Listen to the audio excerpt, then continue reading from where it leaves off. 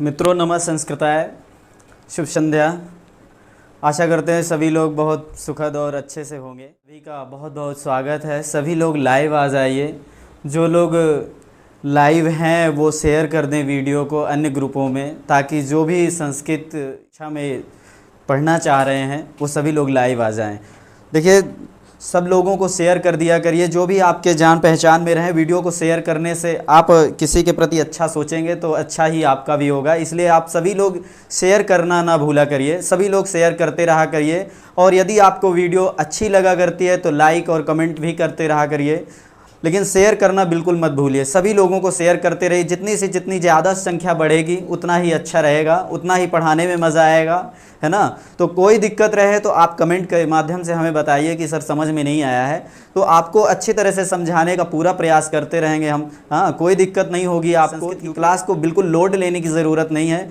बहुत आराम से पढ़िए, किसी तरह की कोई दिक्कत नहीं होगी। जहाँ पर आपको कठिनाई समझ में आती है आप कमेंट के माध्यम से डायरेक्ट बताइए। हम प्रत्येक व्यक्ति से डायरेक्ट जुड़ने की कोशिश करते हैं। किसी को किसी जगह दिक्कत होती है सभी लोग कमेंट करके बताया करिए। दिक्कत होती है तो आप कमेंट ज़रूर किया करिए।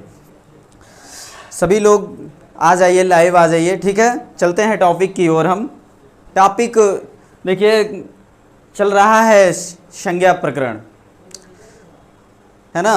तो संज्ञा प्रकरण में हमने संज्ञा तक हमने पढ़ लिया था। घी संज्ञा के आगे हमें पढ़ना था सूत्र कौन सा है। लेकिन हम आपको बताएं कि पद संज्ञा से ज़्यादा जानने वाली जो चीज़ है वो है प्रातिपदिक संज्ञा। जब आप प्रातिपदिक संज्ञा जानेंगे तब आपको पद संज्ञा जानने में फिर कोई दिक्कत नहीं होगी। इसलिए पहले हम प्रातिपदिक आते हैं, इसके बाद पद संज्ञा बताएंगे। ठीक है, प्रातिपदिक संज्ञा देखते हैं। प्रातिपदिक संज्ञा, ठीक है, हम प्रातिपदिक संज्ञा की बात करेंगे। प्रातिपदिक संज्ञा किसे कहते हैं, प्रातिपदिक होता क्या है, ये चीज़ें हमें जानना बहुत आवश्यक है। जब तक हम प्रातिपदिक संज्ञा नहीं जानेंगे तब तक हम आगे पद संज्ञा को जानने में थोड़ी हमें दिक्कतें होंगी। समझ रहे हैं, तो ये जानना बहुत आवश्यक है। जो लोग लाइव नहीं हैं वो सभी लोग लाइव आ जाइए। Archana Raj good evening sir ji, good evening. Chandra Gupta ji good evening sir. Sujeet Mishra hi guys ji. सभी लोगों को शुभ संध्या। सभी लोग आ जाइए। Archana Singh good evening. Sujeet Mishra good evening. सभी लोगों को गुड इवनिंग। सब लोग आ जाइए लाइव। जिनको जो भी दिक्कत होती है आप कमेंट के माध्यम से बताइएगा। और सभी लोग पढ़िए, मन से पढ़िए, आराम से पढ़िए, लोड लेने की बिल्कुल आवश्यकता नहीं। हम पढ़ा रहे हैं प्रातिपदिक संज्ञा। देखिए, पद संज्ञा पढ़ाना था। पद संज्ञा को थोड़ा सा हम बाद में पढ़ाएंगे। प्रातिपदिक जानना जरूरी है। प्रातिपदिक जानेंगे तब आप पद जानेंगे, है ना। तो प्रातिपदिक जानना जरूरी, इसलिए हम पहले आपको प्रातिपदिक संज्ञा पढ़ाते हैं। प्रातिपदिक संज्ञा करने वाला सूत्र कौन सा है वो जानते हैं। सूत्र अर्थवद धातुर प्रत्ययः प्रातिपदिकम।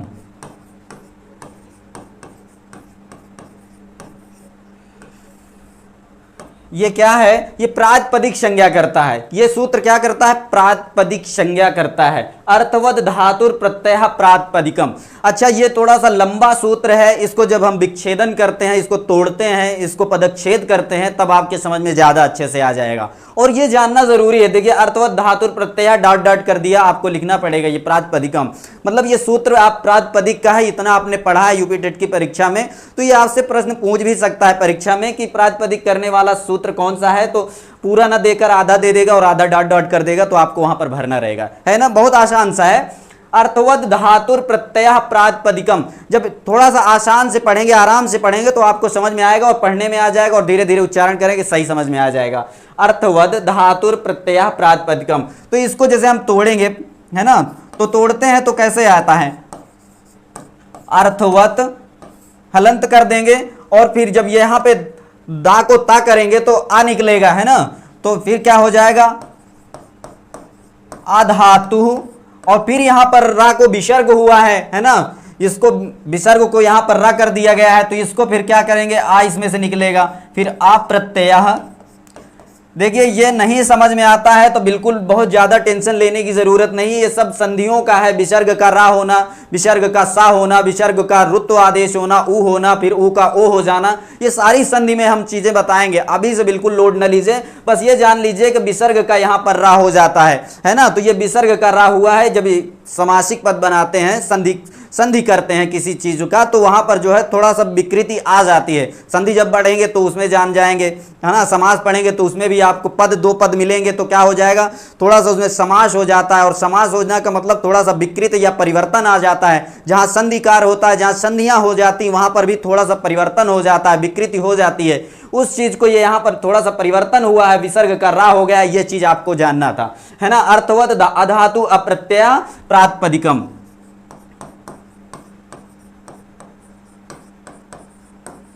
प्रातिपदिकम, ठीक ना। कहता है अर्थवत हो, अधातु हो और अप्रत्यय हो, उसकी क्या संज्ञा होती है, प्रातिपदिक संज्ञा होती है। बहुत ज्यादा लोड लेने की जरूरत नहीं है, बहुत साफ साफ सा लिखा है। अर्थवत हो मतलब कोई ऐसा शब्द हो जिसका अर्थ निकलता हो। अर्थवत का मतलब यही ना हुआ, कोई ऐसा शब्द हो जिसका अर्थ निकलता हो। लेकिन अधातु, वो धातु का ना हो, कोई धातु ना हो, जैसे पढ़ धातु, गम धातु, चल धातु, ये तमाम सारी धातुएं हैं, जो क्रियाएं होती वो धातुएं होती ही हैं। तो धातु का ना हो कोई पद, तो वो अर्थवत हो, उसका अर्थ निकल रहा हो, कोई ऐसा शब्द हो जिसका अर्थ निकल रहा हो लेकिन वो धातु का ना हो, उसमें प्रत्यय भी ना लगा हो, लेकिन उसकी संज्ञा फिर क्या होगी, प्रातिपदिक होगी, प्रातिपदिक संज्ञा हो। ऐसा कोई शब्द जो अधातु हो, जो धातु का ना हो, ना प्रत्यय का हो, उसकी प्रातिपदिक संज्ञा होगी। लेकिन वो सार्थक हो, कोई मतलब ऐसा उसका कोई अर्थ निकले, मतलब कोई अर्थ निकलना चाहिए उसका, लेकिन धातु का ना होना चाहिए और ना प्रत्यय का होना चाहिए। जैसे परिभाषा देखिए, अपने से आप लिख सकते हैं, कोई ऐसा शब्द जो ना धातु का हो और ना किसी प्रत्यय का हो, लेकिन वो सार्थक हो, उसका अर्थ निकलता हो, उसकी प्रातिपदिक संज्ञा होती है। ऐसा आप परिभाषा लिख सकते हैं। समझ में आ गया। आगे देखते हैं, जैसे राम, ये राम राजा दशरथ के पुत्र नहीं है, ये राम राजा दशरथ के पुत्र नहीं है। ये राम वो है, जैसे हम आप में से किसी का नाम राम रख दिया जाए तो ये राम का अर्थ निकलेगा हाँ कि एक व्यक्ति का नाम राम है, लेकिन इसमें कोई धातु नहीं जुड़ी हुई है, ना कोई प्रत्यय जुड़ा हुआ है, तो इसको क्या कहेंगे, इसको प्रातिपदिक कहेंगे।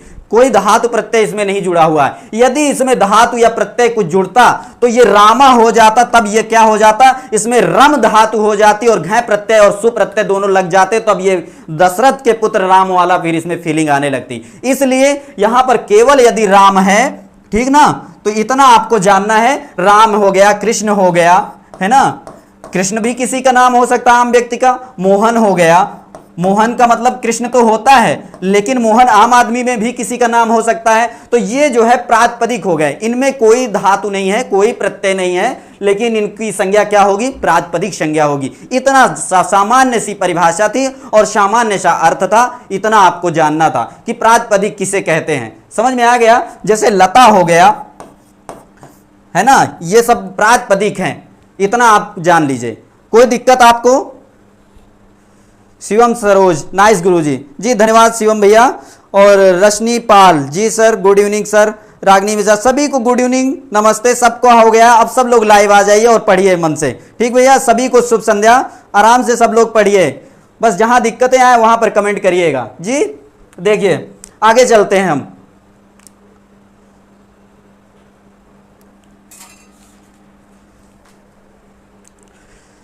अब हम पद संज्ञा पढ़ाएंगे। अब आपको पद संज्ञा समझ में आएगा।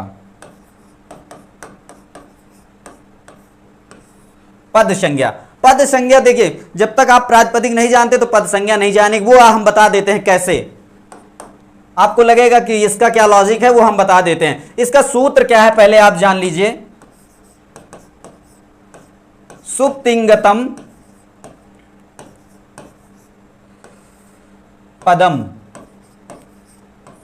सुप्तिंगतम पदम, सुप्तिंगतम पदम, ये अंज्ञा है, ये सु है, सुप्तिंगतम आपको समझ में आ रहा हो, सुप्तिंगतम पदम। इसको मकार को यहां हटा दिया, आगे व्यंजन है, गलत हो गया था, सुप्तिंगतम ऐसे कर दीजिए, अनुस्वार कर दीजिए। आगे व्यंजन आ जाता है तो वहां पर अनुस्वार हो जाता है, ठीक ना, किसी तरह कोई गलती ना हो, इतना ध्यान देना। सुप्तिंगतम पदम, यदि यहां पर स्वर होता तो मां लिखना उचित था।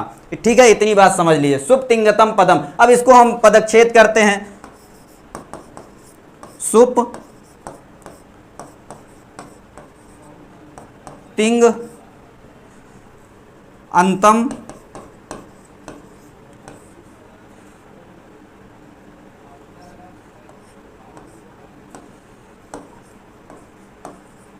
पदम, इतनी बात ये कह रहा है। सुप तिंग अंतम और पदम, समझ में आया? सुप क्या होता है, तिंग क्या होता है, ये आपको जानना पड़ेगा। आपसे प्रश्न पूछेगा पद संज्ञा करने वाला सूत्र कौन सा है, तो आपको यही बताना पड़ेगा, सुप तिंगतम पदम। जिनकी सुबंत और तिगंत की ऐसा कोई पद हो, देखिए ये आपका पदच्छेद से आपका अर्थ निकल आएगा। अर्थ निकलता है कि ऐसा कोई पद हो, ऐसा कोई शब्द हो जिसके अंत में सुबंत हो अथवा तिगंत हो, उसकी पद संज्ञा होती है। कोई ऐसा शब्द हो जिसके अंत में सुप हो या तिंग हो, ये प्रत्यय हैं, सुप और तिंग प्रत्यय हैं। ठीक है ना, सुप और तिंग आप जान लीजिए थोड़ा सा। देखिए ये सुप और तिंग नहीं जानेंगे तो थोड़ा सा ये भी दिक्कत हो, सुबंत और तिगंत भी जानना जरूरी है। सुबंत किसे कहते हैं, जैसे सुबंत कितने होते हैं पहले जान लीजिए। सुबंत होते हैं 7 तिरिक 21 सुबंत होते हैं, नोट कर लीजिए। और तिगंत कितने होते हैं, तिगंत होते हैं 18, ये नोट कर लीजिए। सुबंत 21 होते हैं और तिगंत 18 होते हैं। तो जब तक शुभ और तिंग नहीं लगेंगे किसी शब्द में तो उसकी पद संज्ञा नहीं होगी। जैसे हमने बताया था कि ये राम लिखा है, ये राम की ये न सुप है न तिंग है, इसलिए कि इसमें न सुबंत लगा हुआ और न तिगंत लगा हुआ है, न सुप प्रत्यय लगा हुआ है न तिंग प्रत्यय लगा हुआ है। अच्छा, तिंग प्रत्यय जो लगता है वो क्रियाओं के साथ लगता है, इतना आप शायद पढ़े होंगे। जो तिंग प्रत्यय लगता है वो क्रियाओं के साथ लगता है। जैसे पठति पठता पठंती, पठ धातु हो गया, पठ धातु हो गया, इसमें टिप तस्जी ऐसे लगता है, तो ये टिप जब लगेगा तो पठति बन जाएगा। ठीक ना, तो जैसे राम में सुबंत का सुप लग जाएगा, सु राम शब्द है, राम शब्द में सु लगेगा तो ये बनेगा रामः। समझ में आया? नहीं आया तो आगे बताते हैं और आगे बताएंगे, थोड़ा समझ में आ जाएगा। थोड़ा सा कठिन हो सकता है आपको लगे। देखिए सुप प्रत्यय, सुप प्रत्यय हमने कितना बताया, सुप प्रत्ययों की संख्या 21। सुप प्रत्यय कितने, 21। नोट कर लीजिए, सु औ जस अम आउट शश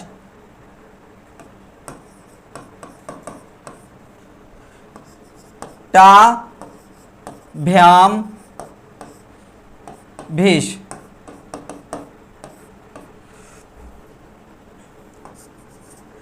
गे भ्याम भ्यश।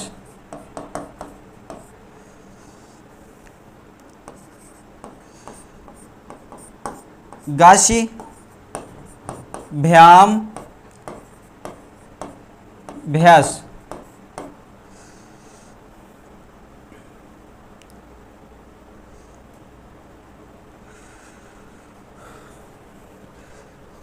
फिर होगा गश, गश ओस आम, गश ओस आम। फिर होगा गी ओस और यहां पर सुप हो जाएगा। ये थोड़ा सा आपको नोट करना है, सु ओजस अम औटसस टाभ्याम भीष। हाँ, ये चीजें आपको जानना है। ये देखिए 21 कैसे हुए, ये यदि इसको देखेंगे, प्रथमा, द्वितीया, तृतीया, चतुर्थी, पंचमी, षष्ठी और ये सप्तमी। है ना, 7 हो गए और 7 तिरिक 21 हो गया, 7 इसका 7 इसका 7 इसका, 7 तिरिक 21, तो सुबंतों की संख्या कितनी हो गई, 21 हो गई। इतना आप नोट कर लीजिएगा, ठीक ना। तो ये हो गए सुबंत। तो यहीं पर जैसे रामा रामौ रामा, रामम रामौ रामान, रामेण रामाभ्यम रामई, है ना, रामात रामाभ्यम राम रामा रामेभ्य रामस, रामा रामौ रामा, रामम रामौ रामान, रामेण रामाभ्यम रामई, रामात रामाभ्यम रामेभ्य रामश राम्यो रामाणाम, रामे राम्यो रामेश, रामे राम्यो रामेश, है ना। इस तरह से जो है ये पूरा 7 विभक्तियां हैं, आपको यही याद करना है, ठीक ना। यहीं पे राम शब्द के रूप रख देंगे तो ये सुप प्रत्यय में सब आ जाएंगे, है कि नहीं, इतना आपको जानना है। अच्छा, तिंग प्रत्यय क्या है वो भी जान लीजिए। तिंग प्रत्यय, तिंग में देखिए परस्मय पदी और आत्मने पदी, परस्मय पदी और आत्मने पदी। परस्मय पदी में जैसे मान लीजिए टिप तस झी, सिप थस था,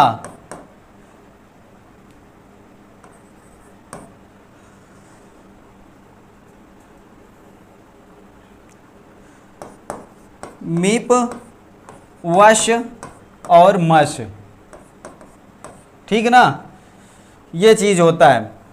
तो ये जैसे 3 ये परस्मय पदी है, क्या है, परस्मय पदी। इसी तरह आत्मने पदी तो 9 9 18, 3 3 देखिए 1 2 3 1 2 3 1 2 3, 9 9 दूना 18, तो तिंग की सब कितना होती है, 18 होते हैं और सुप होते हैं 21। बस इतना जानना था मोटा मोटा, बस इतना जान लीजिए, ठीक है। आगे चलते हैं। तो हमने बताया सुबंत और तिगंत। तो ये जब जैसे पट धातु होगा, है ना, पट धातु होगा तो धातु में जब तक तिंग नहीं लगेगा तो उसकी पद संज्ञा नहीं होगी। राम में जैसे सुप नहीं लगेगा तो जिसकी पद संज्ञा नहीं होगी, तब ये रामा बनेगा, तभी ये जो है क्या बनेगा, पठति बन जाएगा, है ना। जब तिंग लगेगा तो पठति बन जाएगा, सु लगेगा तो रामा बन जाएगा। तो इसी तरह सुबंत में सु और जस होता है ना, तो ये जैसे अव हो जाएगा तो रामा हो जाएगा, जस हो गया रामा हो जाएगा, रामम, है ना। इस तरह से पूरा रखेंगे तो सब समझ में आ जाएगा। लेकिन ये प्रकरण अभी यहाँ का नहीं है, आगे जब रूप बताएंगे तो वहां पर बताएं। केवल मोटा मोटा आपको समझाने के लिए बताए कि सुप क्या होता है, तिंग क्या होता है। ये हर किसी पद के अंत में लगे होते हैं तभी उनकी पद संज्ञा होती है, हर किसी शब्द के अंत में लगे होंगे तब उसकी पद संज्ञा होती है, इतना समझ लीजिए। वेटिंग क्लियर नहीं आ रहा है सर आपकी, राइटिंग क्लियर, अच्छा सर नोट करना होगा, नहीं हो पाएगा। कैसे नहीं हो पाएगा भैया, टेट में है जी, टेट में है ये सब चीज़ें, आप पढ़िए। नमो गुरुदेव Pramod Yadav, good evening sir, Vishal Agarwal ji, nice गुरुजी जी। सभी लोग देखिए, आप कोशिश करेंगे समझ में आ जाएगा। यदि वो चीज़ें अभी नहीं याद है वो हम बाद में याद करवा देंगे, पहले इतना तो याद करिए। सुबंत और तिगंत ये पद संज्ञा होते, सुब तिगंत पदम, सुप तिगंतम पदम। पद संज्ञा करने वाला सूत्र कौन सा होता है, तो आपको ये बताना, सुप तिगंतम पदम, है ना। ये चीजें आपको सुबंत और तिगंत पद शब्दों की पद संज्ञा होती, इतना जान लीजिए, बस इतना ही है और कुछ नहीं है, ठीक ना। इसके आगे चलते हैं। इसमें देखिए वो आपको तिगंत वाले वो नहीं आते हैं ना, और ये सुबंत नहीं आते हैं तो कोई दिक्कत नहीं है, बस इतना जान लीजिए। केवल बताने के लिए बताया था कि जैसे किसी शब्द में सुबंत लगता है तो रामा रामो रामा, बालका बालको बालका, है ना। कोई भी ऐसे शब्द होंगे जिनके रूप ये सप्तमी विभक्ति तक चलती वो सुबंत होते हैं, और तिगंत जो होते हैं वो क्रियाओं के साथ जुड़ते हैं, जैसे पठत पढ़ता पठंती, गच्छति गच्छता गच्छन्ति, गच्छस गच्छता गच्छत, गच्छामि गच्छावा गच्छामा। इस तरह से ये तिगंत होते हैं, बस इतना जानना था। यही चीज मैंने बताया कि जिसमें जैसे पढ़ धातु में तिंग प्रत्यय लग जाएंगे तो पठित पढ़ता पठंती इस तरह चलेगा, और राम में यदि चलेगा तो सुबंत। यदि सुप का मतलब पूरा देखिए, मैंने आपसे बताया कि जैसे सुप लिखा रहता है तो सु का मतलब ये सु और पा का मतलब ये यहां वाला पा, इससे पूरा प्रथमा से लेकर सप्तमी का अंतिम तक, जैसे अभी तक हम प्रत्याहार बनाए थे तो वही सुबंत का मतलब यही है, ठीक ना। इतना चीजें आपको जानना था, ये मोटा मोटा आपको जानना है, बस इसमें ज्यादा दिक्कतें नहीं आएंगी, आपको समझ में आ गया। अब आगे चलते हैं।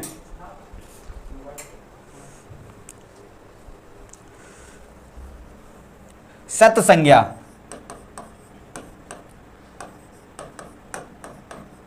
अच्छा राइटिंग समझ में नहीं आया, देखिए सत संज्ञा समझ में आ रहा भैया, जहां ना समझ में आए बताए। सत संज्ञा लिखा हुआ है, सत संज्ञा किसकी होती है ये जानना था, है ना। तो सत संज्ञा जो होती है दो प्रत्ययों की होती है। तो इसका सूत्र है ताओ सत। क्या होता है? ताओ सत। ताओ किनकी? ताओ का मतलब दो लोग, दो चीजों की। मैंने बताया औ की मात्रा जहां पे जुड़ा होता है वहां पर दो का वो इंगित करता है, दो वचन का इंगित करता है ना, दो वचन होता है वहां पर। तो ताओ सत, दो की सत संज्ञा होती, वो कौन से हैं? सत्री और सानच। सत्री और सानच की सत संज्ञा होती है, यही आपको जानना था। सत संज्ञा किसकी होती है? सत्री और सानच की होती है। अच्छा, घा संज्ञा किसकी होती है? तो हमने आपको बताया था। देखिए तीन जगह पर प्रत्ययों की बात की गई है। यहां पर सत्री सानच की बात की गई, सत संज्ञा करने वाला है, ये दो प्रत्यय हैं। सत संज्ञा कितने प्रत्ययों की होती है? दो की, सत्री और सानच की। यही चीज आपको जानना है बस। सत्री और सानच की सत संज्ञा होती है। और घा संज्ञा हमने बताया था, तो घा संज्ञा तरप और तमप की, यह चीज हमने बताया था, है ना। घा संज्ञा, मैं एक बार रिवीजन है ये मान लीजिए करवा रहा हूं जो प्रत्ययों की। और एक क्या था? अक्त और अक्तवतु की। अक्त और अक्तवतु की क्या संज्ञा मैंने बताया था? अक्त और अक्तवतु की निष्ठा संज्ञा मैंने बताया था, है ना, निष्ठा संज्ञा। ये आप नोट कर लीजिए, ये तीन जगह पे प्रत्ययों की बात की गई है। यहां पर सर्ति सानच, यहां अक्त और अक्तवतु की, यहां तरप और तमप की, ठीक ना। ये चीजें आप याद रखिएगा। सत संज्ञा सत्री और सानच की, और निष्ठा संज्ञा अक्त और अक्तवतु की, और घा संज्ञा तरप और तमप की, ठीक ना। इतना समझ में आ गया? देखिए जहां पर नहीं समझ में आता है वहां पर बताइएगा, लेकिन ज्यादा देखिए आपको पढ़ना भी ज्यादा नहीं। मैं आपको इसलिए थोड़ा सा अलग लेके चलता हूं कि जैसे मान लीजिए आपके मन में सवाल हो कि भैया सुबंत क्या होते, तिङंत होते, उसमें इसलिए थोड़ा सा प्रकरण बड़ा हो गया। अन्यथा मैं वो सब कुछ पढ़ाने की उम्मीद में नहीं था, बस आपको समझाने के लिए, थोड़ा सा लेवल हल्का करने के लिए मैंने ये चीज बताया। बाकी आपसे पूछेगा सत संज्ञा में क्या है, सत संज्ञा करने वाले कितने प्रत्यय हैं, तो सत्री सानच, यही चीज पूछेगा बस आपसे। वो सत संज्ञा करने वाले कितने प्रत्यय हैं, तो दो प्रत्यय हैं, सत्री और सानच, है ना, बस यही चीज पूछेगा। सत्री सानच की कौन सी संज्ञा होती है, तो सत संज्ञा होती है। इस तरह किस तरह से देखिए, जब आप प्रश्न बनाना सीख लेंगे उस दिन आपको कोई भी परीक्षा में, जिस परीक्षा में आप बैठेंगे, किसी एग्जामिनर में वो औकात नहीं जो आपको बाहर कर दे। प्रश्न बनाना आप सीख लीजिए बस। जिस दिन आप प्रश्न बनाना सीख लेंगे किसी की औकात नहीं आपको बाहर कर दे, बस इतना जाने रहिएगा। तो मैं यही कह रहा था कि सत संज्ञा करने वाला सूत्र, ये दो प्रत्यय हैं, सत्री और सानच, सत संज्ञा होती है। यदि आपसे फिर घुमाकर पूछ ले कि सत्री और सानच की कौन सी संज्ञा होती है, तो आप बताएंगे सत संज्ञा होती है ना। कितने प्रत्ययों की सत संज्ञा होती है, तो दो प्रत्ययों की होती है। कौन कौन? तो सत्री सानच, ठीक। इसी तरह घा संज्ञा करने वाले कितने प्रत्यय हैं, तो तरप और तमप हैं। तो तरप और तमप की कितनी, वो तरप और तमप की क्या संज्ञा होती है, तो आप बताएंगे कि घा संज्ञा होती है। इसी तरह ता और तवतु की कौन सी संज्ञा होती है, तो निष्ठा संज्ञा होती है, ठीक ना। इतना जानना था आपसे। मान लीजिए ये पूछ ले कि ये वर्तमान कालिक है सत्य सानच, ये आपसे पूछेगा नहीं, ये वर्तमान काल में प्रयोग होता है, इतना जान लीजिए। और ये भूतकाल में प्रयोग होता है, भूतकालिक है, ठीक। ये सब आपके प्रकरण का नहीं है, लेकिन किसी को ज्यादा जानना है सत्य सानच कहां प्रयोग होता, तो वर्तमान काल में, और ता और तवतु ये भूतकाल में, ठीक ना। इतना बस जानना था। और कुछ?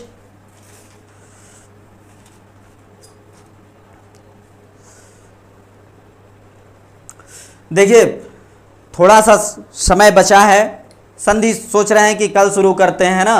एक शुरुआत के दिन से, मतलब शुरू से लेकर अंत तक, अभी थोड़ा सा मजा नहीं आएगा, लेकिन मैं अभी और एक चीज आपको बता देता हूं। संधि के लिए भी एक संज्ञा है, संहिता संज्ञा। संहिता संज्ञा भी जानना आपको बहुत जरूरी है।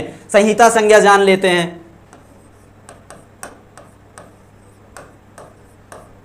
संहिता संज्ञा,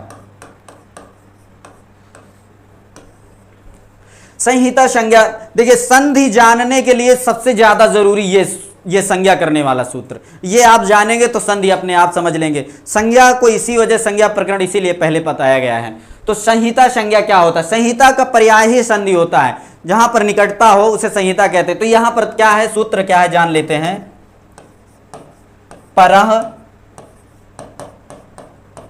सन्निकर्षः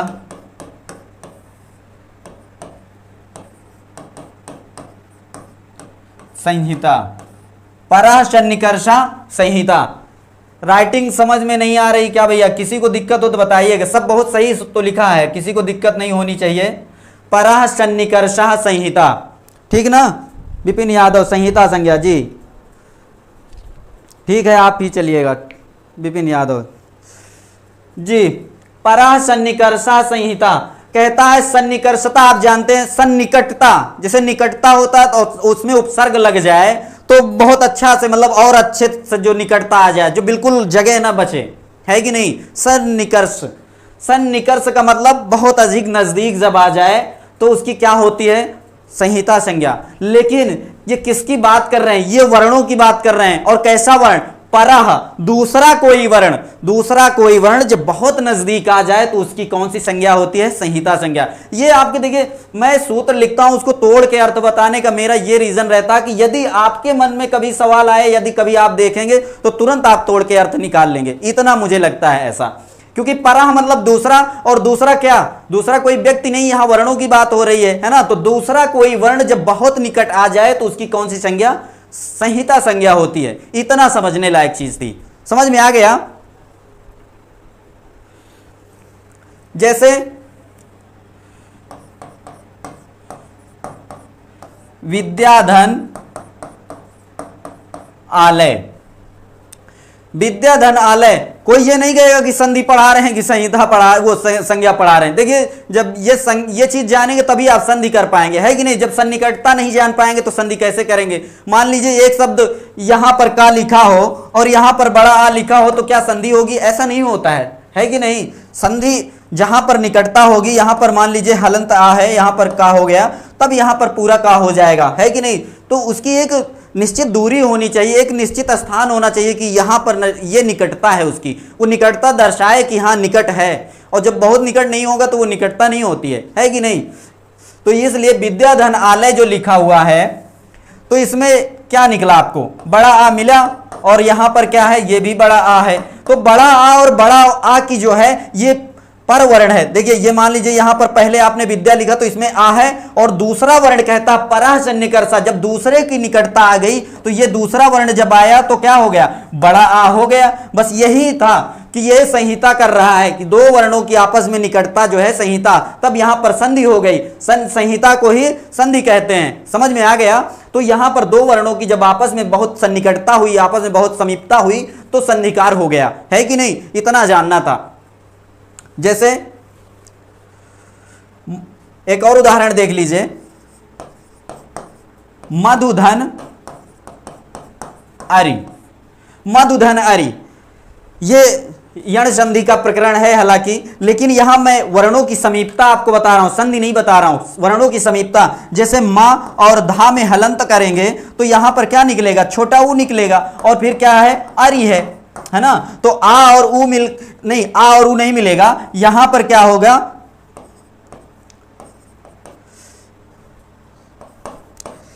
यहां ऊ के स्थान पर वाह हो जाता है, ऊ के स्थान पर वाह आदेश होता है। तो वाह के और वाह, और जब ये आ मिलेगा तो पूरा वाह हो जाएगा, तो फिर क्या हो जाएगा?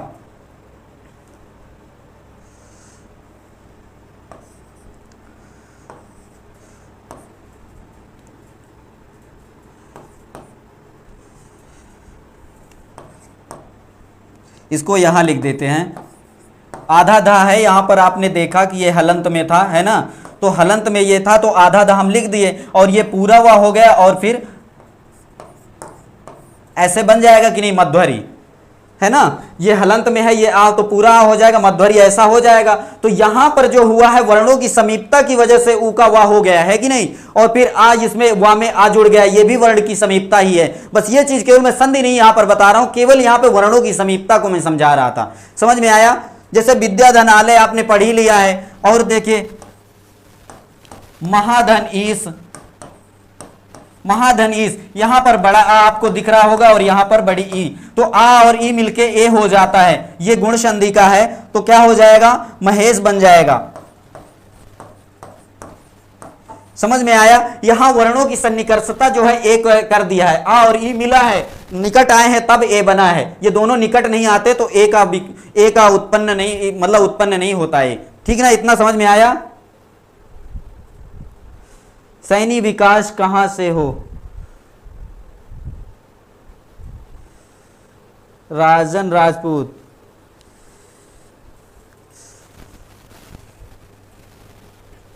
ठीक ना, समझ में आ गया ना इतना? यदि दिक्कत हो रही हो तो कमेंट करके बताइएगा। कोई दिक्कत हो रही सर कम समझ में आ रहा है, कहां पर कम समझ में आया भैया? प्रगति पांडे जी, प्रगति पांडे जी कहां समझ में कम आया? हम फिर से बता देते हैं। हमने बताया परः सन्निकर्ष, परः सन्निकर्षा संहिता। आज ये केवल चलेगा प्रकरण संज्ञा प्रकरण का, और कल से हम संधि पर बात करेंगे, इसलिए आज अच्छी तरह से समझ लीजिए। परः सन्निकर्षा संहिता। देखिए जब संज्ञा हम पढ़ रहे हैं, यहां वर्णों की बात हो रही, वर्णों की समीपता की बात हो रही। जब एक वर्ण दूसरे के समीप आएगी उसी को समीपता हम कहेंगे, है कि नहीं? और किसी चीज की समीपता की हम यहाँ बात करें। देखिए आप पढ़ रहे हैं संधि और व्याकरण, यार वो व्याकरण पढ़ रहे हैं, तो व्याकरण में क्या होता है? वर्ण की बात ही होती है ना। दो वर्ण मिलेंगे तो एक नया वर्ण तैयार होता है, इस तरह से। तो यहां परः का मतलब हो गया दूसरा, परः का मतलब दूसरा, और सन्निकर्ष मतलब अत्यंत समीप, अत्यंत समीप। जहां नहीं समझ में आएगा बताइएगा। और संहिता मतलब क्या होता है? संधि हो जाती है, या संहिता ही कर दीजिए, संहिता कर दीजिए या संधि कर दीजिए। संधि संज्ञा नहीं होती, संहिता संज्ञा होती है, थोड़ा सा ये जाने रहिएगा, है ना? संहिता को ही संधि कहते। तो दूसरा अत्यंत समीप हो तब क्या होती है? संहिता संज्ञा। तो दूसरा कौन? ये मान लीजिए हम कहीं से अध्याहार ले लेते हैं, पहले किसी सूत्र से हम उसको अध्याहार कर लेते हैं, अनुवृत्ति ले लेते हैं। तो यहां पर हम वर्ण, दूसरा वर्ण, दूसरा वर्ण यदि अत्यंत समीप हो तो उसकी संहिता संज्ञा होती है। दूसरा वर्ण अत्यंत समीप होगी तभी संधिकार होगा ना, वो तभी संधि होगी। ये चीज मैं समझा रहा था। जैसे मैंने बताया था, जैसे रमाधन ईश, तो रमाधन ईश में रम करेंगे, रम को हलंत करेंगे तो क्या निकलेगा? बड़ा आ निकलेगा। बड़ा आ और इधर बड़ी ई है, दो स्वरों की अत्यंत समीपता हुई, तब यहां पर क्या हो गया? ए हुआ कि नहीं? एकार हुआ। ये दो वर्णों की अत्यंत समीपता नहीं होती तो एकार पैदा नहीं होता, ए पैदा नहीं होता। ये चीज कह रहा है कि दो वर्णों की अत्यंत समीपता से ही संहिता संज्ञा होती है। तो ए जो हुआ है वो संहिता संज्ञा कर रहा है, वो दोनों वर्णों को जोड़कर एक नए वर्ण को जो स्थापित कर रहा है उसे संहिता संज्ञा कहते हैं। समझ में आया इतना? यदि अभी भी नहीं समझ में आया तो बताइए, कितना सरल तरीका समझाऊं बताइए? जो दिक्कत हो रही बताइएगा। रागने पांडे जी समझ में आ रहा है? मुझे लगता है सभी को समझ में आ रहा है। समझ में आ गया ना? चलिए आगे चलते हैं। और किसी ये संज्ञा प्रकरण में किसी ऐसे सूत्र में जो आपको नहीं समझ में आया, क्योंकि आज ही संज्ञा प्रकरण को खत्म करना है, संधि को हम कल से स्टार्ट करेंगे, आज नहीं स्टार्ट करेंगे, ठीक ना? कल से शुरू से स्वर व्यंजन विसर्ग ये पूरा हम बढ़िया से बताएंगे। शुरू करने के लिए आज भी शुरू हो सकता है, लेकिन फिर मजा नहीं आएगा, दोनों खिचड़ी हो जाएगा, है कि नहीं? तो आज केवल संज्ञाएं की बात करेंगे। संज्ञा में जहां पर जो सूत्र आपको नहीं समझ में आया आप कमेंट करके बता सकते हैं।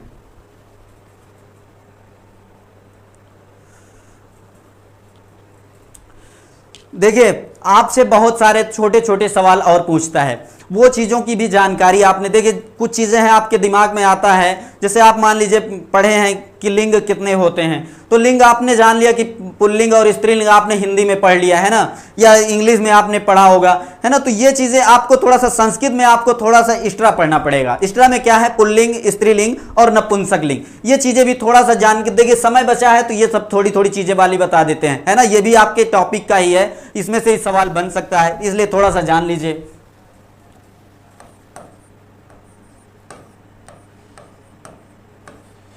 लिंग, लिंग कितने होते हैं? 3 होते हैं।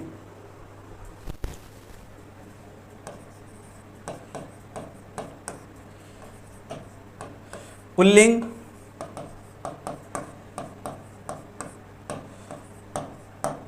स्त्रीलिंग,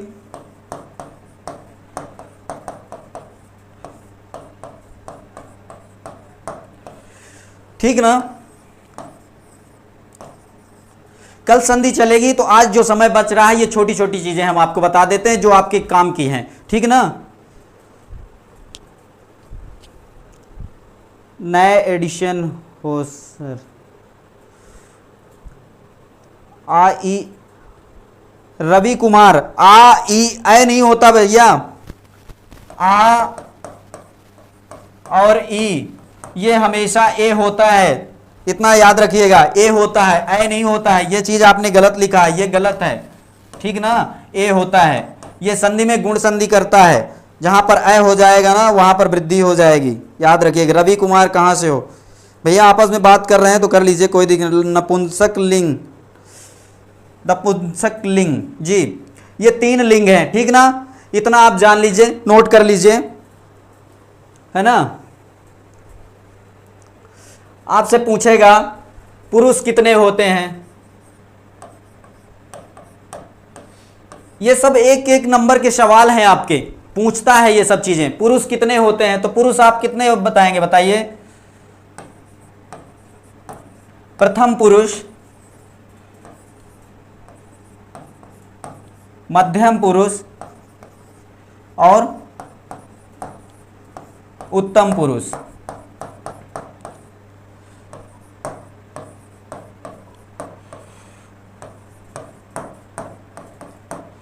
समझ में आया? प्रथम पुरुष, मध्यम पुरुष और उत्तम पुरुष। प्रथम पुरुष को अन्य पुरुष भी कहते हैं, यह भी ध्यान रखिएगा, ठीक ना, नोट कर लीजिए। पुरुष 3 होते हैं, प्रथम पुरुष, मध्यम पुरुष और उत्तम पुरुष। उत्तम पुरुष तो जान ही रहे हैं, हर आदमी अपने को उत्तम कहता है, तो मैं जहां हो, हम हो, वो उत्तम पुरुष होता है कि नहीं? ये भी नोट कर लीजिए, मैं, हम सब, ठीक ना। उत्तम मतलब अपने को कोई कभी खराब नहीं कहता है। इससे आप थोड़ा सा ये ट्रिक ले लीजिए कि जो उत्तम होता है वो मैं होता है, मतलब मुझसे उत्तम कोई हो ही नहीं सकता। आदमी अपने से उत्तम किसे समझ सकता? किसी को नहीं समझ सकता। इसलिए मैं उत्तम, हम सब उत्तम, है ना। ये मैं प्रथम पुरुष में और हम, ये सब मतलब बहुवचन नाम थे, है कि नहीं। तो ये वचन की बात करेंगे उसमें बताएंगे। ये मध्यम पुरुष जो होता है ये भी जान लीजिए, तुम सब, है ना। और ये प्रथम पुरुष में जैसे वह या कोई नाम हो,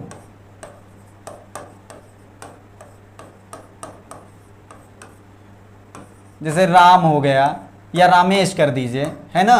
तो ये यह कोई, ये वह हो या कोई नाम हो, ये प्रथम पुरुष के अंतर्गत आते हैं, ठीक ना। इतना समझ में आया? आस्था सिंह या तिवारी सीमा जी।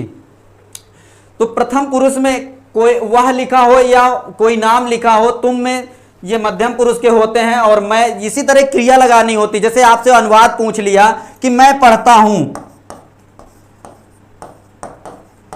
मैं का मतलब मैं हूं, तो मैं लिखा वही वो उत्तम होगा। कि अपना नाम लिख दें फिर वो उत्तम हो जाए, वो उत्तम नहीं होगा। नाम जहां पर होगा वो प्रथम पुरुष में होगा, इतना याद रखिएगा। मैं शब्द केवल उत्तम पुरुष में आता, मैं जहां प्रयोग हो, मैं, हम, ये सब उत्तम पुरुष में आएंगे, ठीक ना। जैसे मैं पढ़ता हूं, तो मैं का क्या होगा? संस्कृत अहम हो जाएगा, है कि नहीं। और पढ़ता हूं तो पठति पढ़ता, पठंती पठसी पढ़ता पठत। प्रथम पुरुष में पठति पढ़ता पठंती चलता है, मध्यम पुरुष में पठति पढ़ता पठत चलता है, और पठामी पठावा पठामा। तो प्रथम पुरुष का है मैं, तो इसमें अहम पठामी हो जाएगा, है कि नहीं। ये थोड़ा सा प्रयोग बता रहा हूं कि पुरुष, ये प्रथम और मध्यम का प्रयोग कहां पर होता है, तो अहम पठामी, है कि नहीं। और जैसे मध्यम का हुआ तो तुम वाले में, तो जैसे तुम जाते हो, जैसे तुम जाते हो,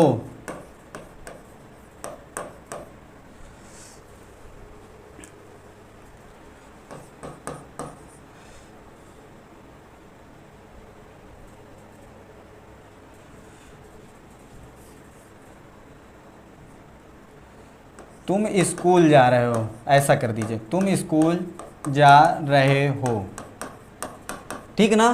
तो तुम हो जाएगा, तुम का तुम होता है स्कूल का, विद्यालयम, और यहां गच्छसि, ऐसा हो जाएगा, ठीक ना। गच्छसि हो जाएगा। जैसे पठत पढ़ता पठंती, पठसी पढ़ता पठत, पठाम पठाओ पठामा, ऐसा होता है ना। तो पठसी वाला जो रूप होगा वो तुम का होगा, है ना। जैसे राम जाता है, राम जाता है तो रामः गच्छति हो जाएगा, ठीक ना। ये गच्छति, ये प्रथम पुरुष का है, नाम है कोई, है ना, जैसे वह जाता है तो सह गच्छति, है ना, इस तरह से इसका प्रयोग होगा। विपिन यादव, त्वम गच्छामि, नहीं, त्वम गच्छामि नहीं होगा, त्वम मध्यम पुरुष का है तो मध्यम पुरुष में पठति पठता पठंती, तो मध्यम पुरुष में क्या होता है, पठसी पठता पठत, तुम जाते हो, तुम दोनों जाते हो, तुम सब जाते हो, तो गच्छसी गच्छता गच्छसी गच्छता गच्छत, दो लोग जाते हैं तो गच्छता, और बहुत तुम बहुत सब जाते हो मतलब तुम सब जाते हो तो गच्छत हो जाएगा। इस तरह से चलेगा, वो अनुवाद का प्रकरण है, फिर आगे बताएंगे। अच्छा, जैसे आप जान लीजिए कारक, कारक कितने होते हैं, इसमें भी आपको कंफ्यूजन रहता है। कुछ लोग कारक 8 मार देते हैं, है ना, तो कारक 8 नहीं होते। कारक संस्कृत में कितने होते हैं, संस्कृत में कारकों की संख्या 6 होती है, ठीक ना, लिख देते हैं।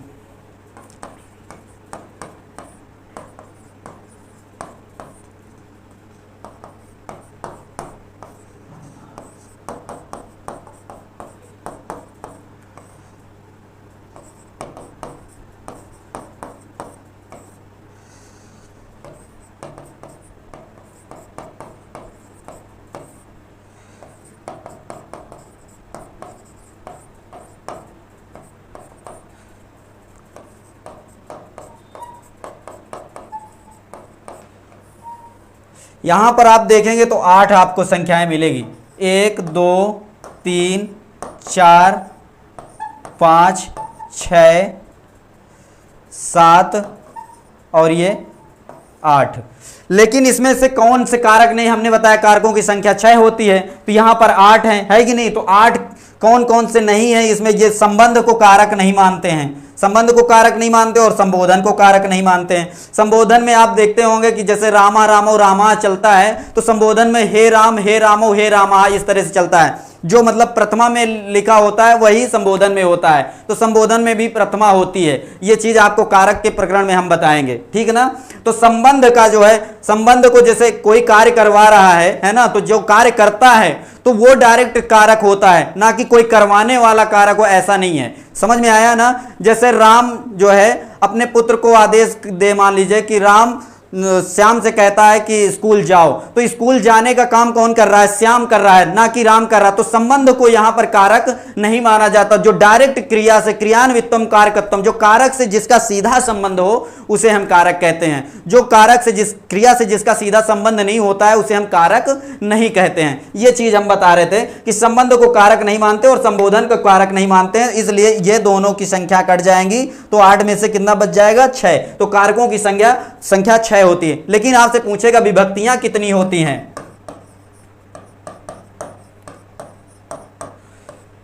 विभक्तियां कितनी होती हैं, है ना।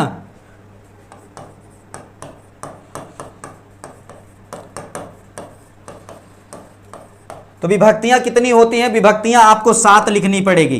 कारक 6 होते हैं लेकिन विभक्तियां 7 होती हैं। संबोधन वाली विभक्ति को हम विभक्ति नहीं मानते कि अष्टमी विभक्ति चलेगा, ऐसा नहीं।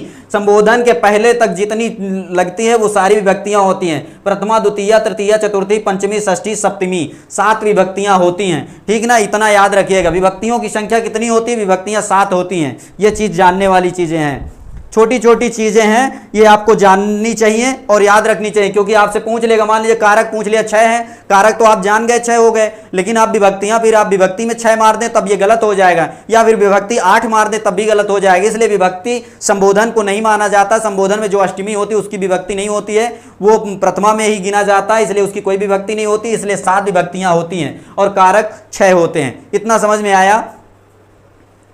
आगे चलते हैं।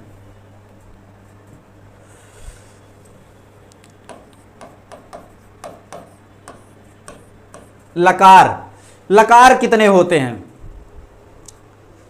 ये जानने वाला ये भी सवाल है। लकार की संख्या कितनी होती है, तो लकारों की संख्या 10 होती है। आपके यूपी टेट में भले 5 और 6 5 पढ़ने पड़ते होंगे, 5 या 6, लेकिन आपको जो है लकारों की संख्या आपको 10 याद रखनी पड़ेगी, ठीक है ना। लकार कितने याद रखने हैं, 10 याद रखने हैं। उसकी वो याद करने की ट्रिक हम बता देते हैं, उसको याद कर लीजिएगा। बहुत आसान है, 10 लकारों का नाम आप बहुत आसानी से याद कर लेंगे, हम बताए दे रहे हैं। जैसे आ लिख दीजिए,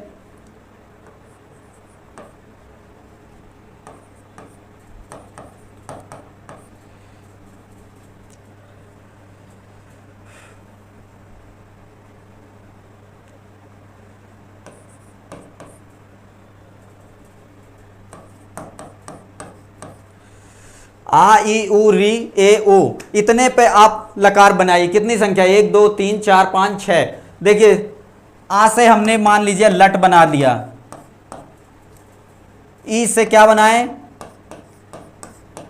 लिट बना दिया, ऊ से क्या बनाए, लुट बना दिया, री से क्या बनाए, लिट बना दिया, इससे लेट बना दिया। लेट को जो है प्रयोग जो है वेदों में होता है, यहां पर नहीं पढ़ना है, बस जाने रहिएगा। लेकिन ये 10 की संख्या में भी नहीं आता है लेट। लेकिन हम एक क्लू है बताएं कि लेट जो होता है ये वेदों में पाया जाता है। लेट एक लकार होता है, ये हमें नहीं पढ़ना होता, 10 लकार वो अलग से हैं, है ना।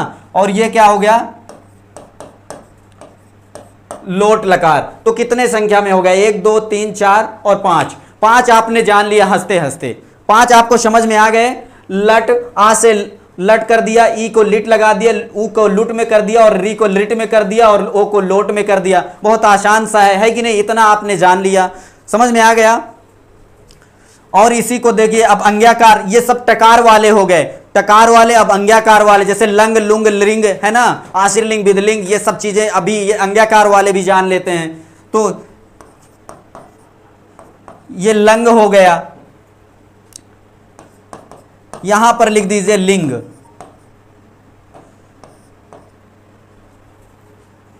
यहां पे लिख दीजिए लुंग,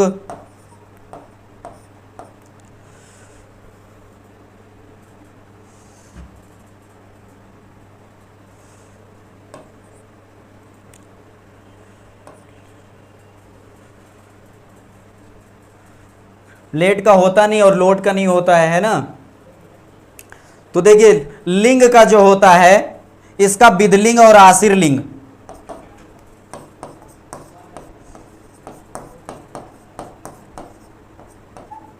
लिंग लकार नहीं हो, लिंग के 2 पार्ट में है, विधलिंग और आशीर्लिंग।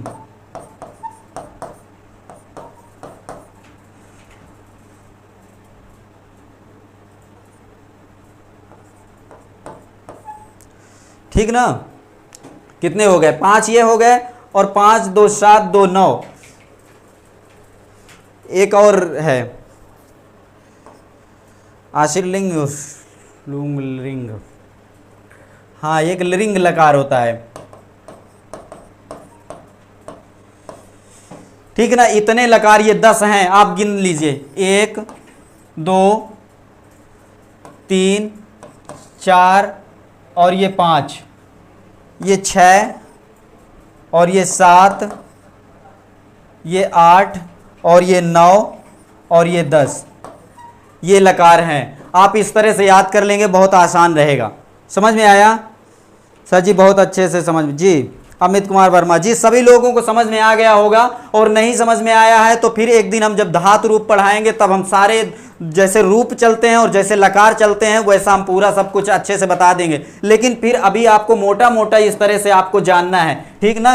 ये बहुत आसान सी ट्रिक है, इस तरह से आपका बहुत आसान हो जाएगा। जैसे आ को लट कर देंगे, ई को लिट कर देंगे, ऊ को लुट कर देंगे, री को लिट कर देंगे, है ना, लेट कर देंगे, लोट कर देंगे। लेट को हमने बताया कि लेट का यहाँ पे कोई प्रयोग नहीं होता, ये वैदिक कालीन है लकार, है ना। इसका जो है लेट, जैसे आपको थोड़ा सा एक कहानी से जोड़ देता हूं। जैसे मान लीजिए आपके घर में बुजुर्ग हैं, तो बुजुर्ग लोग ही वेद पढ़ते हैं, तो वेद जब पढ़ेंगे बुजुर्ग लोग तो ज्यादा देर बैठ के पढ़ेंगे नहीं, वो लेट कर ही पढ़ेंगे। तो लेट लकार किसमें, वैदिक कालीन जो वेद पढ़ते हैं, और वो बुजुर्ग, मतलब इसको समझ लीजिए कि इसको पढ़ना नहीं है आपको, ये बुजुर्ग पढ़ते हैं और लेट कर पढ़ते हैं, वेद पढ़ते हैं। तो वेदों में पाया जाता है लेट लकार, ये हमको नहीं पढ़ना है, ये बुजुर्गों के लिए आप छोड़ दीजिए, है कि नहीं। तो जितने जो बचे हैं इनको आप आसानी से याद कर लीजिए। आ से हमने लट निकाला, ई से लिट निकाला, ऊ से लुट निकाला, री से रिट निकाला, और ओ से लोट निकाल दिया, है ना। और इससे ये फिर अंग्याकार इसी में से रख दीजिए, तो ये 5 तो ये हो गए और 5 4 9 और ये 2 ये इधर ये 1 10 है ना। तो इस तरह से आपके 10 लकार पूरे हो गए। बहुत आसान सी ट्रिक है, और नहीं समझ में भी आया तो हम आगे चल के जब धातु रूप पढ़ाएंगे तो ये सारे लकारों को हम बता देंगे। समझ में आ गया जी। चलिए आज की क्लास बस यहीं तक, कल की क्लास में हम फिर आपसे रूबरू होंगे। तब तक के लिए नमः संस्कृताय।